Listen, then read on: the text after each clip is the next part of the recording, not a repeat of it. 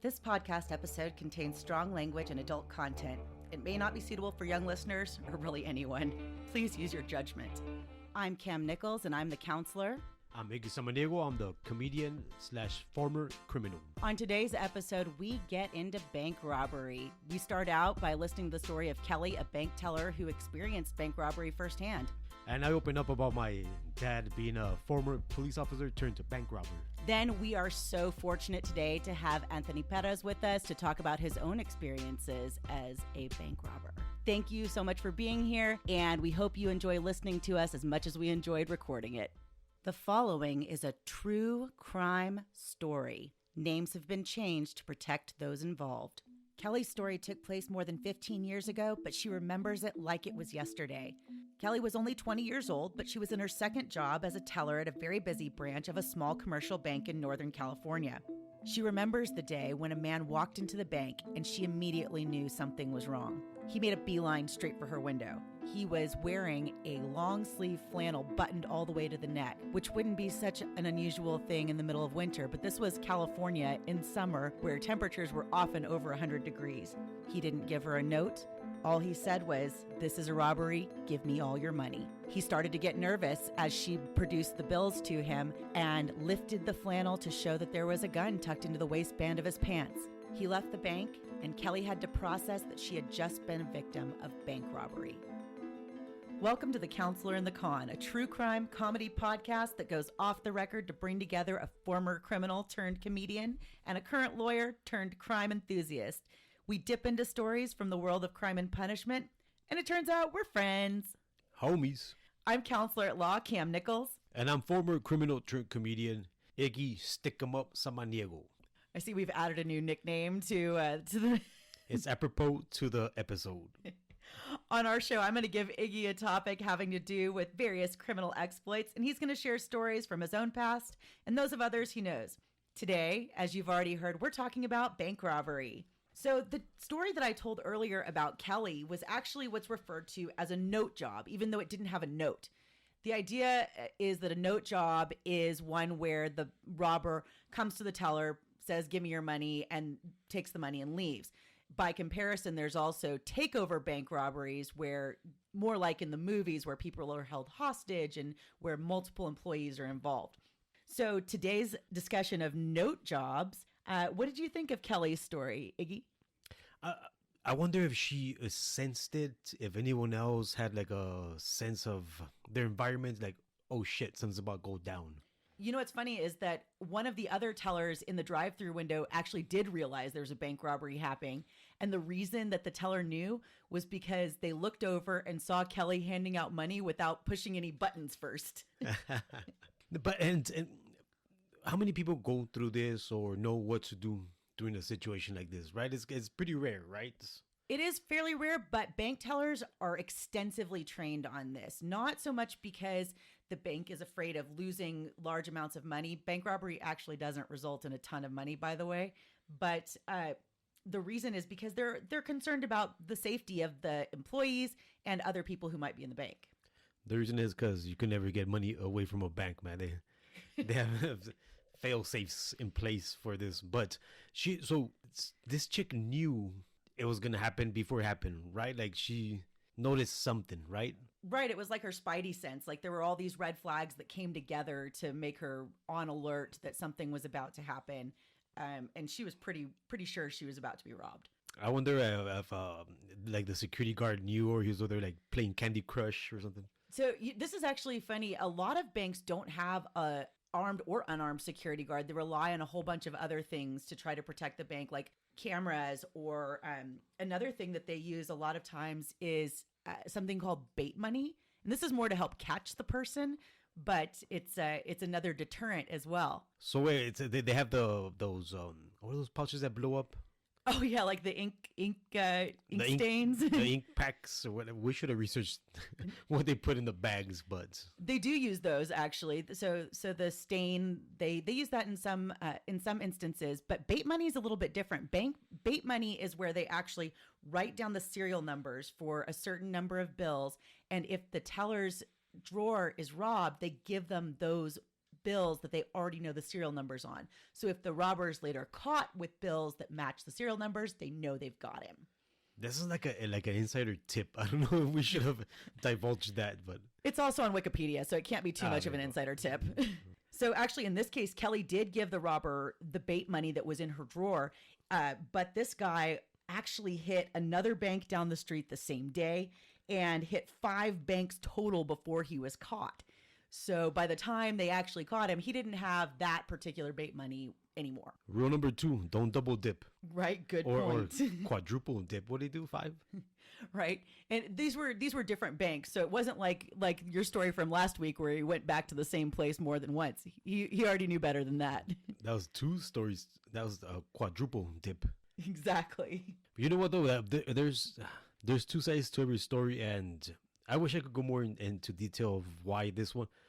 This is the only time I'm gonna kind of agree. Of course, man, don't flash a gun, don't shoot anyone, but someone robbing the bank, I'm kind of with it. I'll say it. I'm kind of with it. Do you really think it's a victimless crime because it's a bank? It's insured, isn't it? NCIS or what is it?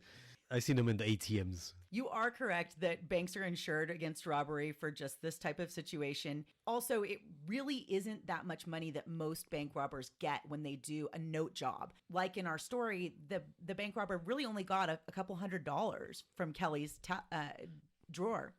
And that's because of a lot of the security measures the bank puts in place. Let me tell you like this, man. Let me explain why I said what I said earlier, because do you love your bank? Like, do you think your bank is like, oh, my bank loves me? No one likes their bank. I send them birthday cards, Christmas cards, love letters. That's because you have a savings account. But look, this is why I don't like banks, man. There was this email that I read this article where this email leaked from a CEO of a big bank. I'm not going to say which bank because it's kind of big in America. But the CEO said, we don't get rich by stealing thousands from hundreds of people. We get rich by stealing pennies from thousands of people. So then they nickel and dime you. So when someone robs a bank, I'm not against it, but you've now turned this on its head from people robbing banks to banks robbing people. That's not what our episode's about today, Iggy. Oh no, I'm sorry. This is what I meant by there's 2 sides to a story, because someone close to me, look, like, what's that called when you're in elementary school and you take your parents and they tell people what they do and like, oh, you're cool, or career day? Yeah, that one. So I was in elementary school. It was career day, and everyone took their dad, because this is the 90s, man. Moms didn't really work, but it took their dad. And when it came time to me, the kids were like, yo, like, where's your dad? And all I could think of saying, I wasn't even thinking it was cool. All I could think of was saying was, he's in prison for robbing banks. I come to find out 20 years later that I was actually right. My dad was in prison for robbing banks. What was it that you thought he did?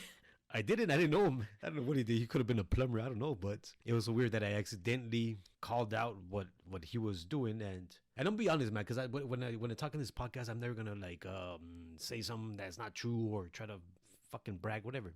He wasn't a bank robber, but it was close. He had a crew, and they would rob like loan places, like Mexican banks. You know what I'm saying? So did this happen in the U.S.? No, this was in Juarez, man. This is where I come from, the motherland. But this is what I'm saying about 2 sides to every story, because before he had a crew robbing financial institutions, my dad was a cop. How did he turn from a cop into a financial institution robber? 2 sides to every story. He got fired. What's it called, man? Like he was terminated without reason? There you go. Yeah. Or without cause?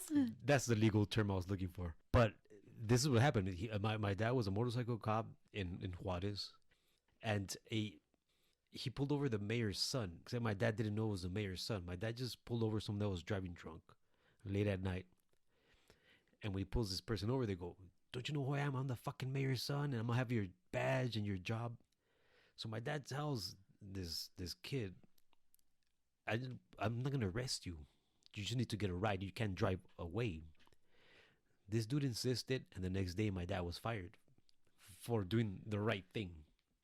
So once he went from being a cop to the other side of the law, where he was robbing these financial institutions, how did he do it? How did he rob them? Correct.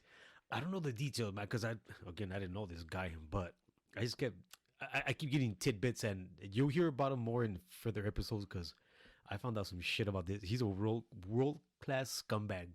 He makes me look like a saint. Yeah. But I know he had a crew. He was the leader of a crew, and they would go rob these places. But yeah, before that, he was a cop, so I guess he had connections, or he knew certain protocol of I don't know this. I don't know how he did it. I'm gonna find out though, man. One of these days. So Kelly's story reminded you about your dad's work on financial institutions.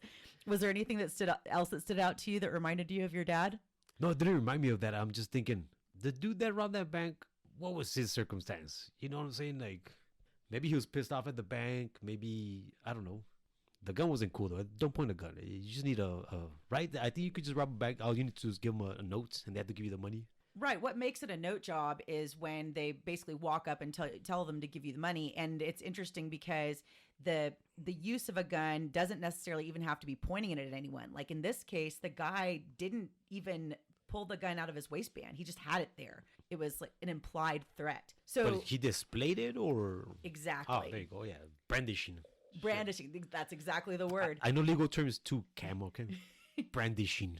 The use of a gun in any way, shape, or form, though, really does change the crime in a lot of ways. So remember last week we talked about burglary and how the idea was just you're going into someone's home or building with the intent to take something from them, right? Yeah. Mm-hmm. Well, robbery's different. And you don't double dip. Right, you don't double dip. But robbery's different because robbery, by necessity, includes this element of fear or threat. It doesn't have to be with a gun, but just the fact that you're saying to them, give me your money, implies a threat to the teller. Yeah, but this cat that robbed the bank wasn't Mr. Rogers. You go, hey, may I please have the money? You had to threaten him somehow. Well, that's why it's bank robbery. It's like burglary of money. There you go. It's sort of like that. But again, when you break into someone's house, you're not threatening them in order to obtain what you came there to get most of the time. Okay, I see, yeah. But there's kind of, like I said, there's this element of threat with a bank robbery that you don't see with pure property crimes. And I wonder about that, because you said this cat did it, 4 in one day or some shit like that? He did 2 the same day and then 3 more before he was caught within about 2 weeks. I wonder why that's the thing, though, with bank robbery. You probably won't find a bank robber that did it just one time. They were cool with it. Like, that's it. Like, most of them do it multiple times. I think one of the reasons they end up doing it multiple times is because it's not the big score people think it is. That, or I would say there's probably also the rush from it, maybe. You have to get a rush out of that. Or it could be that a lot of the perpetrators have the idea you do that they really don't have a victim of a crime when they're robbing a bank because it's bank money. It's not somebody's personal Christmas presents. It's insured. I had can I talk about the we haven't even launched yet. We already have fans. All right. So I was talking to a friend of mine. I said, man, we're recording the second episode. It's about bank robbery. And she proceeded to tell me about her sister's ex-boyfriend. We're changing names here to protect the innocent, or not so innocent. But she's telling me that this cat would always tell them, like he would not brag about this, but he would openly talk about, one of these days I'm going to rob this specific bank. I'm not gonna say the name of it because they're very well off. But and he kept talking about that, and eventually because this is when he was around 14 when he's talking about this. So when he got old enough, I guess, he robbed several banks. But where he fucked up was he went and robbed the one that he fantasized about, which was the one that was well off by the freeway in this shopping mall, and that's the one he got caught for. So he was probably not gonna stop. I don't think that it was the purse, the loot that he got, the amount of it. I think it was just adrenaline. He wanted to. I don't know. It could be multiple things. What do I know? I'm not surprised that he got caught for that particular bank robbery, because bank robbery in general has a really high what they call clearance rate. Have you ever heard of clearance rate before? It's like when you're bankrupt, when you file for bankruptcy. What is that? No, the clearance rate is the number of crimes cleared by arrest or charged. So how many times does someone get charged with a crime divided by the total number of crimes that occurred? So remember last week when we talked about burglary has a pretty low clearance rate. It's some statistics say burglary is as low as 0.05% clearance rate. Can be, some other sources say as high as like 13%, but it's still a very low arrest rate for the crime. Bank robbery has one of the highest, second only to murder as far as its clearance rate. I'm surprised by that stat because you ever seen like Action Channel 9 when they show a bank robbery and they show it's all grainy? Like, hold on, you guys have millions of dollars there, but the cameras suck. Like it's like a 2 megapixel camera. I don't know if they're showing us their best quality images, but that actually is part of the reason that there is such a high clearance rate because of the technology. They have photo images that they can immediately distribute so people can be identified. Also, typically in a bank robbery, you have multiple witnesses, it's daylight hours, and the bank is really fast about reporting, sometimes even during the crime itself. Yeah, those panic buttons they have or whatever. Exactly. Do you know when they press the panic button? When shit goes down? Not necessarily. Before shit goes down. Oh, well, that would be great if they could really predict every time shit was going to go down. But actually, tellers should not press the panic button until it's safe to do so. How are you supposed to determine that? If I come in pointing a Uzi at you, at what point do you go, I think it's not safe now? Right. That's the whole idea, is that you don't want necessarily a bunch of police officers coming in if you think someone's just going to take the money and leave, because having officers on the scene might actually antagonize the robber to do something worse. Oh, shit. So you're saying they want to catch him leaving, not catch him inside? Exactly. Oh, I never thought of that. Yeah, you're right. So, you mentioned security cameras earlier. Do you know how long security cameras have been used by banks? Let's see. When did Al Gore invent the internet? The 90s? I would say 90s. You're going to guess the 90s? Well, actually, it was well before that. The first time a security camera was used to identify and apprehend a bank robber was in 1957 in Cleveland. Oh, damn. Was that like Machine Gun Kelly? I actually don't know who they apprehended with not that the one. rapper. Not the rapper. The real gangster. But there's multiple other prevention and methods that they're using to catch bank robbers. Again, it all goes back to that high clearance rate. But we will talk about that some more after we take a quick break. Guess what else we're going to talk about, Iggy? Murder. No, not murder. We've got this amazing guest, y'all. We have a real life bank robber. OM Jesus. We're going to introduce you to Anthony Perez, who actually robbed 9 banks before he was caught. I told you they all double dip. There's, again, with the math. But he robbed the 9 banks, got caught, did time, and guess what he does now? Let me guess here. He's still a bank robber. He's like a bank robber. He's a comedian. We'll see you after the break. Hey there, friends and pals. If you want to catch more of The Counselor and the Con, sign up at thecounselorandthecon.com and look us up at the Border Geek Podcast Network on Facebook. This is God. Welcome back from the break. This is The Counselor and the Con, and we've got a great interview. I'm very excited about this because in the genre that we're trying to do with our podcast is crime and comedy. So our guest for today is actually a comedian and a former criminal. So I'm very excited about this one. He's also a homie too, man. You guys give it up for Anthony Perez. What's up, man? What's up? Yeah, thank you guys for having me. What's up? Anthony, we're so glad to have you here today. Before we get into the crime side of our interview, tell us a little bit about what you were doing in your comedy life, because we're recording this in the middle of the pandemic. Obviously, we've been shut down since March. There haven't been a lot of live shows going on, but before COVID hit, what were you doing with your comedy career? Oh man, Warner Brothers just bought a script I had wrote, and man, I was touring. I had like 50 weeks already booked out, so I was gonna work all week or all year, and then Corona hit. None of that's true though. No, I had, plenty of road gigs already booked up, in line, and just life was normal. And I was just thinking, okay, just going to keep grinding at it, doing comedy, hitting the road. But, I guess just like nowadays, every comic has that thing where like, okay, I got to do something more than comedy. So those wheels were turning of like, all right, what else besides comedy can I do now? But then Corona hit, and then, things change, And since we've been shut down, what have you been up to? I can curse, right? You can. A goddamn fuck. No, I'm kidding. Man, before Corona, I was doing a little puppetry idea that I have had for years and years. And I was chipping away at it. But once this hit, it just really gave me time to hunker down inside my garage and really go at it. And I've been making some progress. So that's what I've been doing right now. And I'm still doing it. And the plan is to dump all the comedy jokes into the puppet, because who knows if comedy shall rise again. Is there somewhere that our listeners can find you if they want to listen to your puppetry or your comedy? Yeah, if you go to like on Instagram, it's Lugnuts, at Lugnuts on Instagram, or at Gas House Comedy on Instagram. Facebook, it's I guess I don't even know what it is on Facebook. I guess just Anthony Perez. There's just there's so many different platforms. You forget which ones you're following. That you got to do. So they're all just getting mixed up into one. So I'm just on the internet somewhere. I think it's interesting you asked Anthony of what kind of work he's doing now that all our stand-up gigs got canceled. He's doing Mexican work, bro. Me too. I've gotten fired from like 3 different jobs, man. But I want to ask you this, man. I forgot to say it in the intro, but Anthony robbed a bank. He robbed a bank, and this is his story. But my take on this is, and Kam and I had this arguments or disagreements.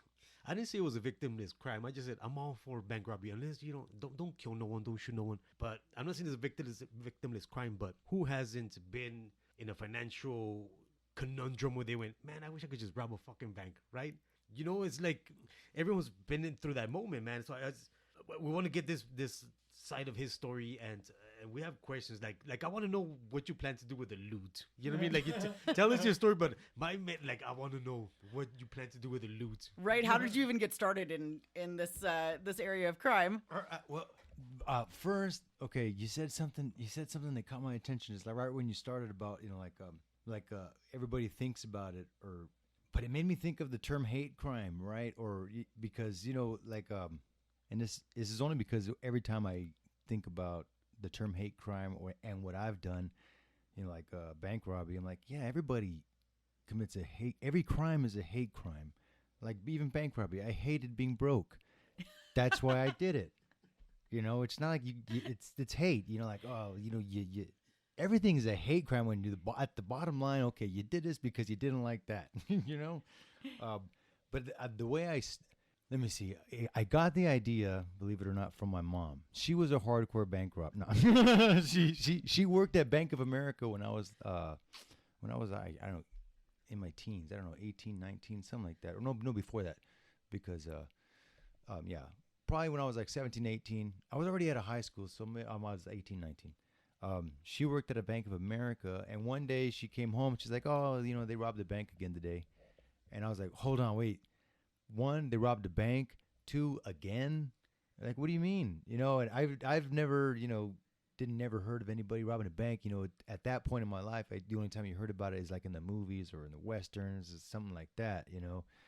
She said, "Oh, they do it all the time." They do it all the time?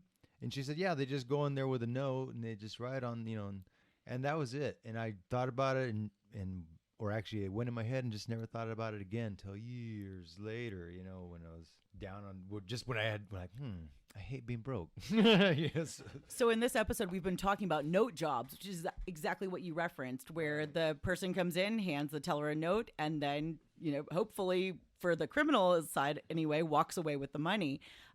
Did your mom tell you anything about the bank robberies she experienced that made you kind of frame your plan? No, that was the only conversation. It wasn't even a conversation. Like, she just said it in passing, like as she was unloading groceries or something. She's like, "Oh, they're out of the bank again today." I'm like, "What? What are you talking about?" So I didn't. What was your question again?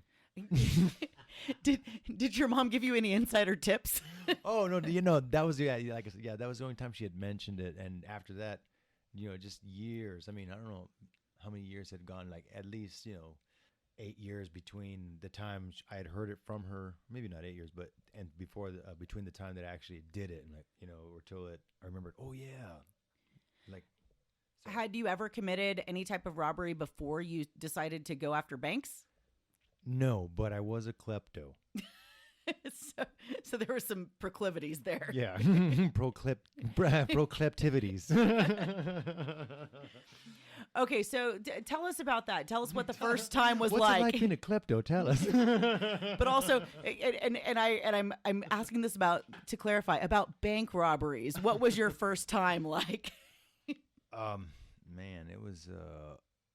I sat in front of the bank, for at least a good 5 minutes before I, worked up whatever you want to call it, guts, balls, fortitude, whatever it is, to say, all right, here it goes. You know, I just really sat out there, you know, just like took a deep breath, like, you know, and then here I go. Yeah. It was in Palm Springs, California.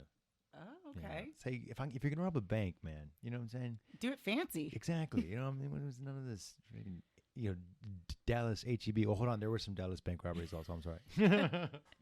And Anthony now is based out of Texas, so you're picturing like a Texas Wild West shootout bank robbery. California just like all nice. Here's the paper, just give me the money. Oh, It's the same, only with palm trees. It was. I was always polite. You know, you catch more flies with, or you catch more. What is it? Honey with bees, or bees? You catch more whatever it is with whatever you got. You know, so I was nice and polite. You know, nice friendly note like, hey, this is a bank robbery. Don't panic. Nice hair. Just give me all the large bills. You know.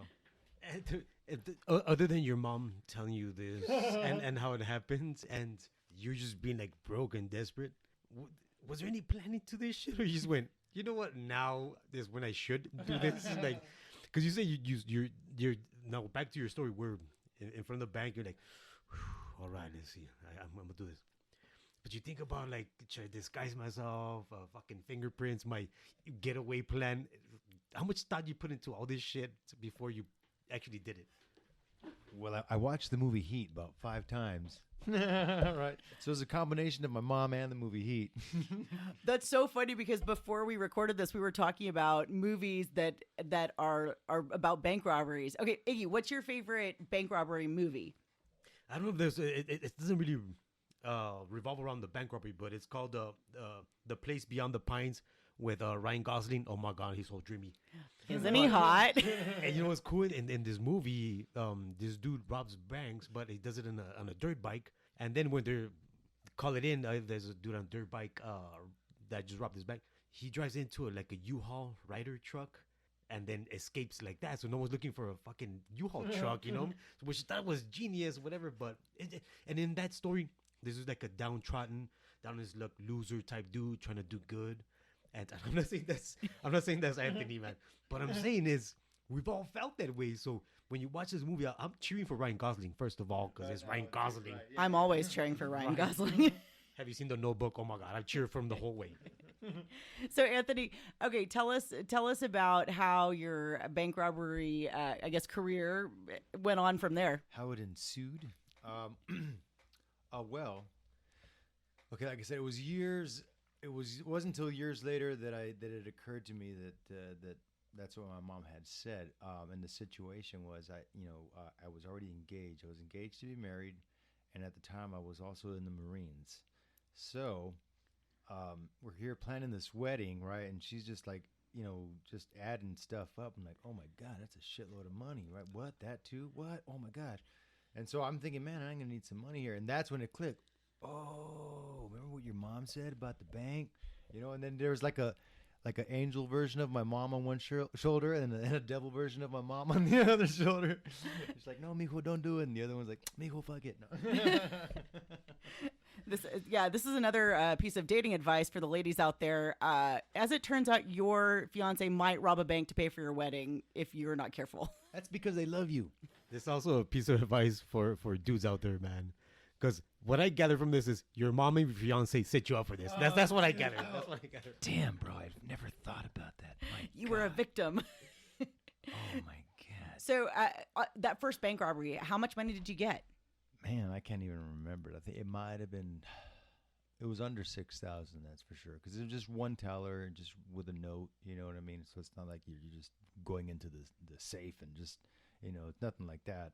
So yeah, it was less than $6,000. We've been talking about the fact that note jobs actually don't end up generating a lot of cash to the robber because honestly, it's what's in the teller's drawer most of the time. So they're kind of now having policies about how much is in the drawer. So there's kind of a limit on what you can get. And we'll talk in a little while about other bank robberies that you might have done. But what's the most you ever got? A little over 6,000. Oh, dang. That is a large amount for a bank robbery. So earlier, Well, this was before regulations, before bank robbery regulations. This is when it was just like an open door policy. You know, you like, could just hey, walk in. Yeah, hey, we 10,000, 5,000, hey, just whatever's there. You know, you might get some blow up bills, you might not. I don't know. We earlier in our episode, we had a story about a bank teller who was robbed, and one of the things that we learned from that story is that nowadays you really don't get very much. In fact, it's usually only a few $100s. So your amount that you got is kind of impressive. It was back in the day. I mean, like back in the day, what years was that? It was like 97, 8. I can't remember. So it was like before, like, you know, like surveillance was what or is. It's not the gotten same. bigger since then. It's not shittier back then. So how many times did you actually rob a bank? 9, well, 7. I was involved in 9 of them, but 7 of them I robbed myself. The other 2, I was like, all right, fuck you want in, you got to do it too. And then in my former criminal mind, I'm going back because Anthony, if you guys, you'll see pictures when we post them up. He was like the coolest, nicest, good-looking cat, and now he's a family man and all this shit. And so am I. But I'm thinking like, so when it first came to your mind and you didn't, right? Maybe you pulled off the first one, and what kept you going, man, was like the thrill of it, the another score, or you know what I'm saying, like. Why go back? Like, there you go. You already got. We were like, shit. I'm out. You kept going back 8 more fucking times. Because it was under $6,000. Come on, man. You know what I'm saying? If it was like 100,000 at first, I'm like, all right, shit, I can chill for a while. But no, man. It was just, yeah. And then when you realize, oh man, that was pretty freaking easy. And then I was blowing the money before I was using it, before what I intended to use it for, you know. And it was just super easy. Like, oh, just go rob another one, you know. So that was kind of what kept me doing it. I was like, oh man, this ain't very hard at all. I could, you know, and I see why, you know. But it's like you were saying earlier, is that's how people get caught. It's easy until you slip up, because there was close calls, you know. There was close calls. I'm like, okay, now I see what you're saying. Whether it's just a numbers game, you're gonna get caught. Tell us about a close call that you had. It was that very first one. It was the very first one. I went in there, and then after slipping the dude the note, it was a guy the first time, gave me the money, and then I go out of the bank, and then as soon as I walk out, I hear sirens, right? But I've been a good boy up until this point, so I didn't think nothing about like, oh, you know, those sirens are for me, right? Until it clicked, those sirens are for you. You just robbed a bank, and I was like, oh my god! So we were parked like it was a big shopping center, and there was a driveway that comes in that was close to the bank, and then it led into the shopping center, but the bank was like one of the first things, and so I crossed the little driveway where you enter in from the big street, and I just from the sound I knew they were super close, right? And there was like some bushes right next to the where we had parked. So being a Marine, your training was helpful. Right. I jumped over the bushes, and then as soon as I just hit the ground, and then I just rolled under the truck, and I got in through the passenger side while the cops were pulling into the driveway, and yeah, they just never saw me. Yeah, and then we drove off, and we could just hear police cars everywhere, but we just drove off. Yeah. So we've mentioned a couple times now that you were a Marine. How did that mesh with being a bank robber? It doesn't. I was gonna say, I think the Marines might frown on that. I think in the last episode we talked about a burglary, and that too. Sometimes it's just the thrill, the action, the adrenaline. You know what I'm saying? So maybe shit, you're going to war, whatever. Maybe it has something tied to that, because a square wouldn't have done that. A dude that's a square, right? A dude that's a square is not gonna break into houses. A dude that's a square is not gonna rob a bank. But you can have a penchant for adrenaline or whatever. I'm trying to justify, because no, it's risk taking, bro. It's just risk taking. Some people would just say, okay, man, I'll take that risk. You know, it's what it is. You know, all right. That's what he did when you said, yes, I'll marry you. That was a risk, brother. Big risk. Wait, I gotta pay for all this shit? Yes, I guess. So wait, did any of your bank robbery money ever go to the wedding? Not a dime. There you go. At least you made one good choice. I got busted like way before that. So yeah. And it was like, like I dodged a bullet too. So thank God, It's like, and then so you do the first one, you almost get caught in the fucking first one. I think you mentioned you had an accomplice, but we don't have to get into that shit. But and you said you did it 8, 9 more times. Did you ever like sit down and go, right, now let me plan this shit out, or was it just kind of like, fuck it, let's go and see what happens? The only planning was like on the way. It's just okay, it's got to be near a freeway entrance, and you can't like. And this is stuff you had to get off the freeway and check. You couldn't like all right, you get on Google or your maps, like all right, let's see where there's a chase next to the freeway. You can't do that. This was like all right, let's get off right here and see if there's a bank nearby. That's that's how. It wasn't even casing the joint or planning. It was just like because you knew. I mean, once you're in, you're in. Once your plan is all right, I'm handing this note, and that's it. I mean, there's no other plan besides. Oh, you know what? I let's back up. The girl that I was gonna marry. She had her best friend was a bank teller at Bank of America, and she said, and this is before even it occurred to me. She would always say that how the cameras were just on intermittently, like it's on this one for like 5 seconds, and it goes to the next one, so it's never. I was like, I'll take that chance.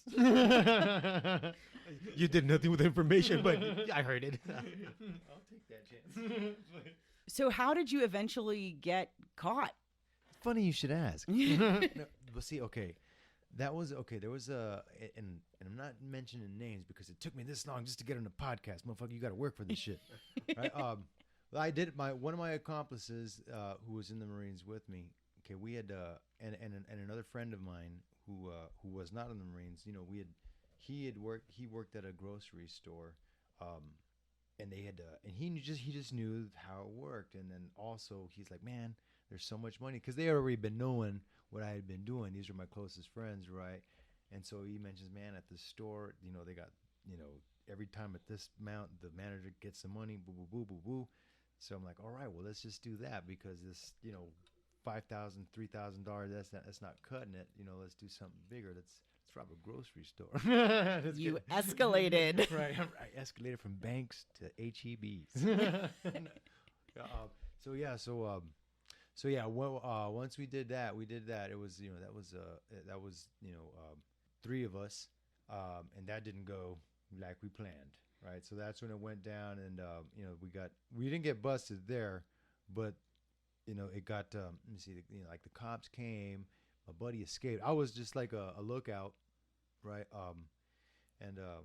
My buddy went in because nobody knew him, and then my buddy who had the insides, well, he didn't go in either because they knew him.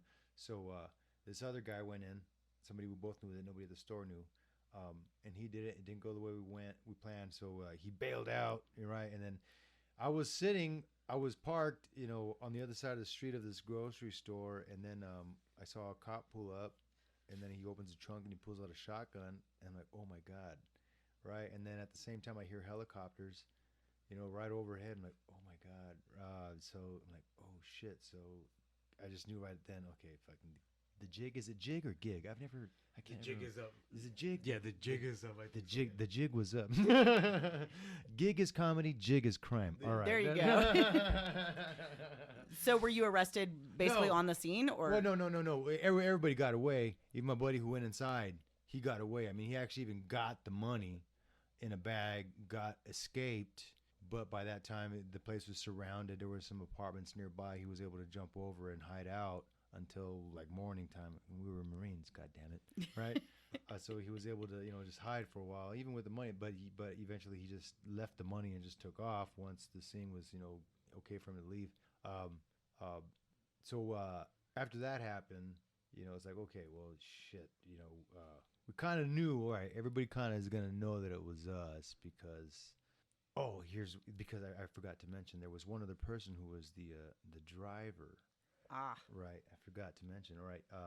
I can't even remember how they caught on to him because there was 4 of us. One person wasn't there totally for an alibi. Right. It was me, lookout, and the guy inside, and then the driver. I don't know what happened to where they followed the driver, but they chased him for about 10 minutes, pulled him over, and whatever, and he got arrested.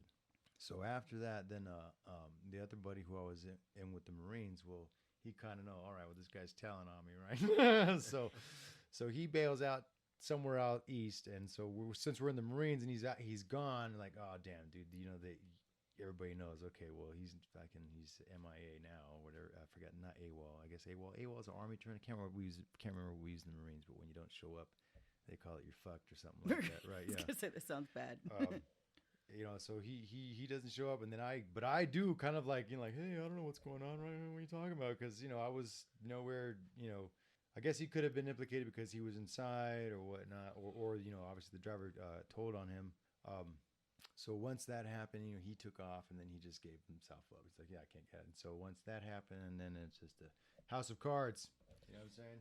And I don't know if we've mentioned your age at the time this shit's going down, but you're like around 19, no? I was actually 15. No, I was the youngest Marine. Right. Dude, how old it was? I mean, let me see. I got out when I was 26, did 5 years, so I was 21 when I got busted, somewhere on there, 21, 22. So yeah. So that goes back to my issue because I take it back. I got out when I was 29.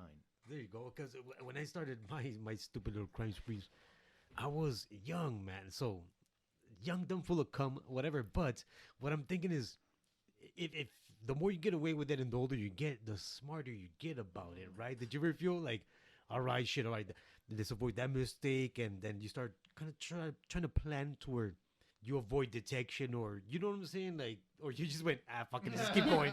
Well, when your crime spree only lasts like 3 months, you really don't have too much time to mature into the real criminal you. You're just robbing. Oh shit! So this was all in a 3-month span when you started and when you got caught and when it was over. So it wasn't like years long. Right. Yeah. From like maybe October to I just remember the FBI looking for me around Super Bowl time. So I guess that's January, right? You know what I'm saying? So from like October, man, what years I always get them mixed up. It's 96 or 97, somewhere around there. It happened, and I don't like, okay, and then this, so around 96, 97, somewhere around there is when I got, when it went down. And since I got busted like right at the turn of a new year, it's always confusing. What year was it? Was it 96 or 7 or 8? I can't remember, but it was around that time, something like that. Yeah. So ultimately, were you convicted? Did you plea bargain? How did that go after you actually were charged with bank robbery? Yeah, I just I had 9 bank robberies, and they just said plead to 2, and we'll give you this much time. It was actually 3 because I did 7 robberies in California and then 2 here in Texas. So they charged me in California, and this is what's bullshit is because the judge in California charged me considering the 2 cases I did over here, right? And he was really mad at the prosecutors for wanting them to bring me over here. The reason why they brought me over here, and I say this even regardless of what I did, this bullshit teller at this bank said I pulled a gun at her, and I'll slap her in the face to this day for being a lying bitch. I did 2 extra years because she said that I pulled a gun out at her, and that if she moved, I was going to come back and kill her. She said that. And that never happened? Never happened. Never had a gun on me, ever. Just used a note. First bank robbery, ain't gonna lie. Had a BB gun. but I never had to brandish it. And that's the thing. They charge you like that. If you tell somebody to move from here to there, boom, it's a hostage situation. If you pull out a gun, that's a little extra 5 years. But I never, ever had to do that, even with the BB gun. But on that bank, she said that I brandished a gun, which is ridiculous because if you go to a bank counter, they're like way above your waist, right? And that if she moved, I was going to come back and kill her. You know what I'm saying? She went to court and said that. And how am I going to, oh my God, yeah. So, but whatever, man, yeah. So bank robbery is a federal crime, and what Anthony's referring to is these federal sentencing guidelines that they have for bank robbery, where they do it on a point system, and you get like a certain number of points just for having the base level offense of robbery. It's like 20 points, I think, on the current guidelines. It might have been different back when you were charged. Then if you're taking from a bank, you get an extra 2 points just because it's a bank or a financial institution, like we were talking about earlier in the episode. Then if there's a threat of death, there's an extra 2 points for that. If you're brandishing a firearm, you get 5 extra points for that. And then by the time they finally basically take into account all of the elements of your crime, they come up with a number, and then also take into account your prior criminal history. And there's like this table where they match it up and say, okay, based on the number of points you got in your prior criminal history, here's the sentencing range for you. Do you remember that happening? Or as I call it, the Rubik's Cube of justice. You know? Yes. There's like stats and shit. Like, what do you mean with like a point system? And that kind of leads me to believe, well, look, man, you did what you did. You know what I'm saying? Like, because you already did his time, right? We're talking to a man that committed the crime, did his time, so he's already paid his debt to society. But it's kind of fucked up that the teller says that you did something you didn't do. I'm wondering if she was kind of coached, like, hey, there's this point system. Say he threatened you, said he had a gun, even though he didn't. Let's try to nail this cat. You know what I'm saying? Which is kind of fucked up. I mean, you can't break the law to enforce it. That's what I'm trying to say. Right. Lying under oath is still lying under oath, regardless of the circumstances. But they have this is why, because it always goes back to the money. She will get some money if she says that this happened to me. I get because the restitution that I am paying still, yeah, she gets her cut because of that. She gets a little piece of that because you said I did that to her. Oh my God! See, and let me give people a visual, man. Anthony Perez looks like freaking dork. No, not at all. He looks like, if you remember Richard Ramirez. Oh God! The nice soccer. Hold on, wait. Like if Richard Ramirez, but like a better looking, cleaner. His he's not a serial killer. Hey, you're not helping me out here, bro. Come on, man. His teeth are not fucked up like the nice stalker, but he looks like Richard Ramirez and James Franco had a nice baby. Like, so if he gives me a note, I go, all right, cool. Here's the money. He doesn't want to kill you, man. He does look like the Mexican James Franco, I have to say, and that's great. I get that all the time, man. Piñata Express. And then sprinkled in with some Richard Ramirez, but not with the serial killer tendencies. But you know what I'm saying? It's one thing. I guess you could differentiate between someone going in there, everyone get the fuck down, fuck you, as opposed to someone just, here my mom told me about. You go rob a bank with a note, and I'm trying now that I'm broke and trying to get married, as opposed to someone that was really trying to threaten and. Right. We talked about that at the beginning of the episode, how note jobs are different from a hostage situation or, the situation where you're somehow, kind of doing a takeover is what they call it. Oh, don't get me wrong. I'll take a motherfucker hostage if I have to. No future crimes. The situation's going to dictate, right?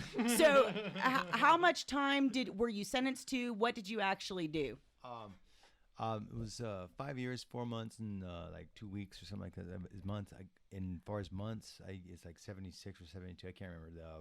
So that's how much I did. It's been so I did 85%. I just whatever it is they gave me, I got the whole. I just did the 85%. I can't, it was, but in total 5 years, 4 months. So that's 85% of whatever number. I can't do the math. So you do about a nickel. Do you come out with probation? Do you just do your time straight and come out clean? No, I don't do about a nickel. I do about 85 cents. No, man, yeah. And then after that, dude, I did 3 years probation, dude.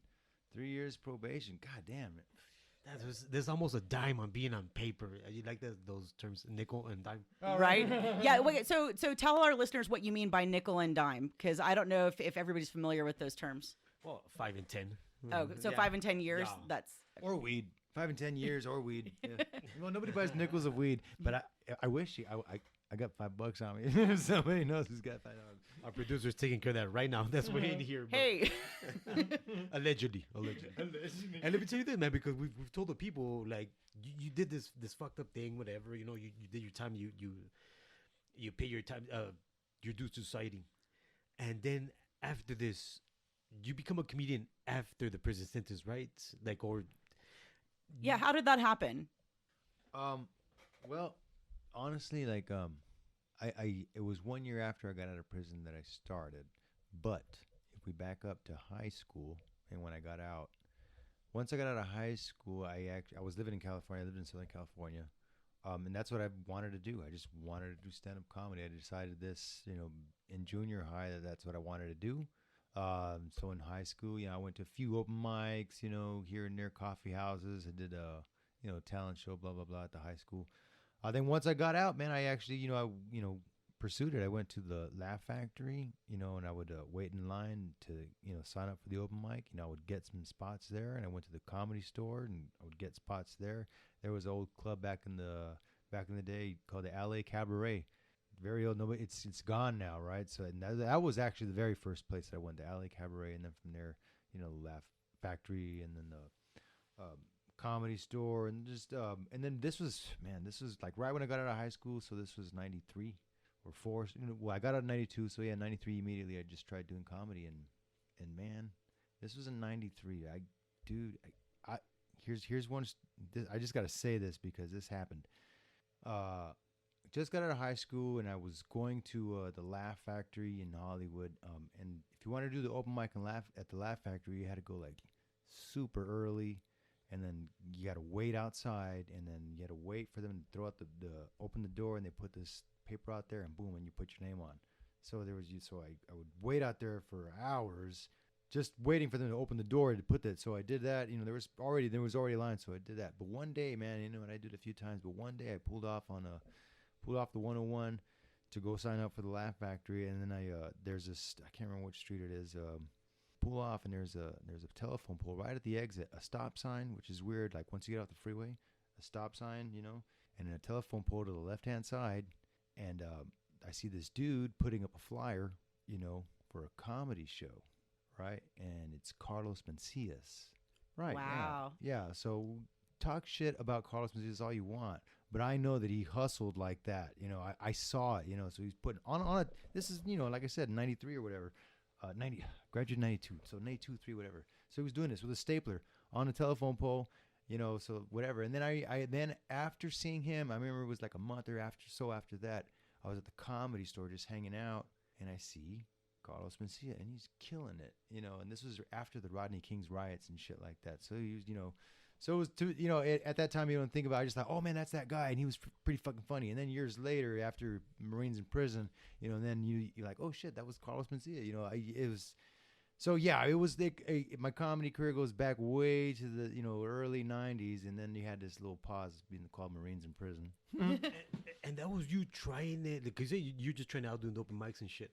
But eventually the Marines won out. Like, so you're just trying out comedy, and then you went like the whole opposite end of the spectrum and going, fucking Marines, let's go gung ho. Like, so in prison, then you're going, shit, when I get out, we're thinking that, like, when I get out, man, I'm gonna do this comedy fucking thing. And like, also, because I've not locked up in prison, but I've done time for, I'll say it, DWI, right? But just jail time. But I didn't want to tell people I'm a comedian, whatever, because then go, oh, well, tell me a joke. Like, you don't want to be the funny guy in jail. But in prison, were you thinking about this shit? Like, when I get out, I'm going to do this comedy thing? Or was it just when you got out, you went, fuck it? How did that go down? Well, no, like right about a year before I was going to get out, I was like, wait a second, what am I going to do when I get out? And then I'm like, wait, what I always wanted to do, comedy. But you know what I'm saying? I mean, that's not going to pay the bills, but still, it's what I want to do. So, yeah, I actually even started trying to write material while I was in prison. But, I just, once you get out, I mean, that goes out the window. And then once I got settled in, I'm like, all right, well, let me find about going to open mic or something like that, Well, obviously, over the last decade plus, you've made it work, and you've really changed things around, right? You've got a stand-up career.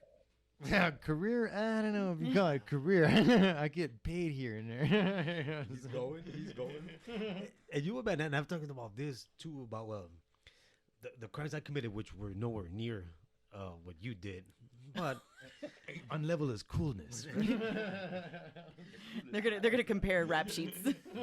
The father of God was the Salvation Army, bro. I didn't join the Marines, but when with the crimes I committed, and when I started doing stand up, which mine had more of years between, right? But when I started doing stand up, I never thought of bringing up the outlaw shit I used to do, whatever, right? So you kind of like, man, it's kind of embarrassing or whatever. But what I'm trying to get at is, I want to ask you this, man, because like I said, you committed your crime, you did your time, and you're a family man. I met your wife, you got the coolest wife.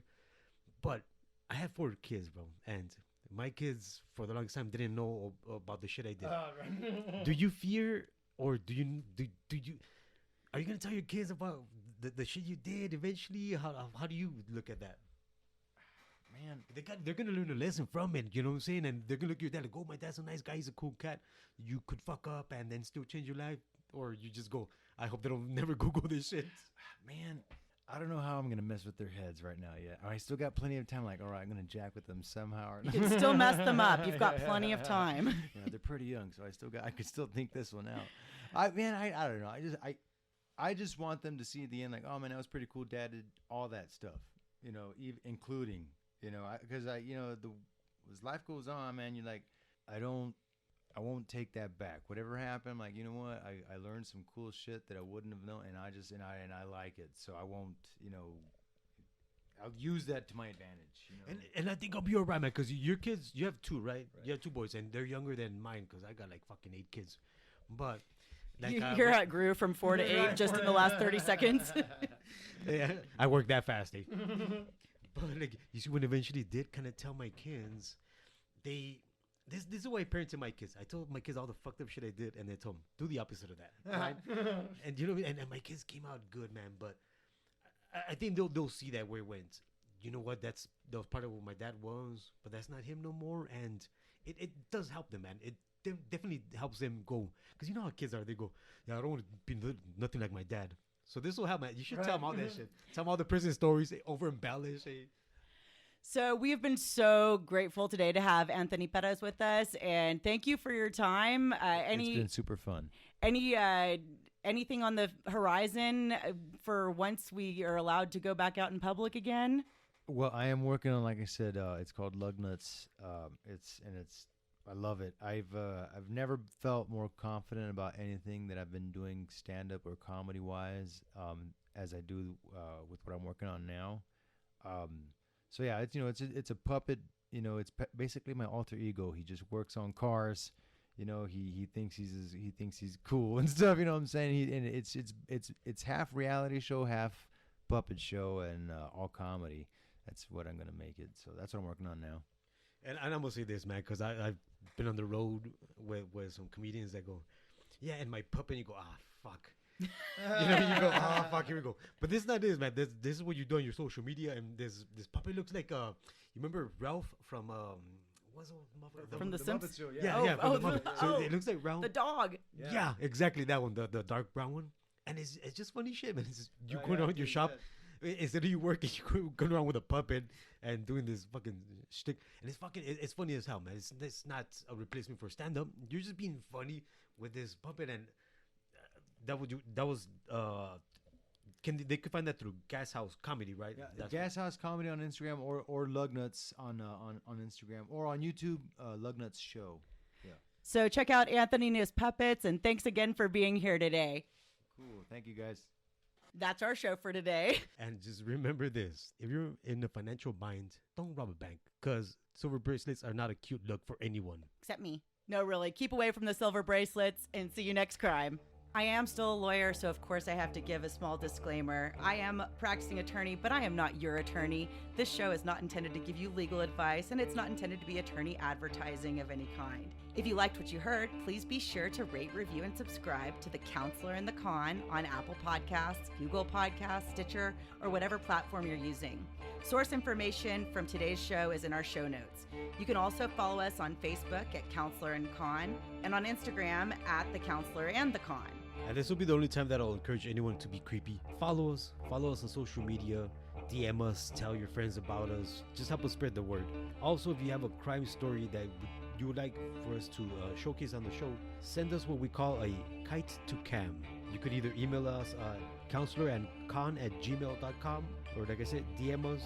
You could also visit the website at counselorandcon. Counselorandcon.com. It's a little bit of a tongue twister. No, it's just brain damage, girl. This has been a production of Dangerous Minds, LLC. Thanks to our technical producer and fellow homie, Nico Ajimian. We are distributed by Border Geeks Podcast Network with executive producer Jib Saad.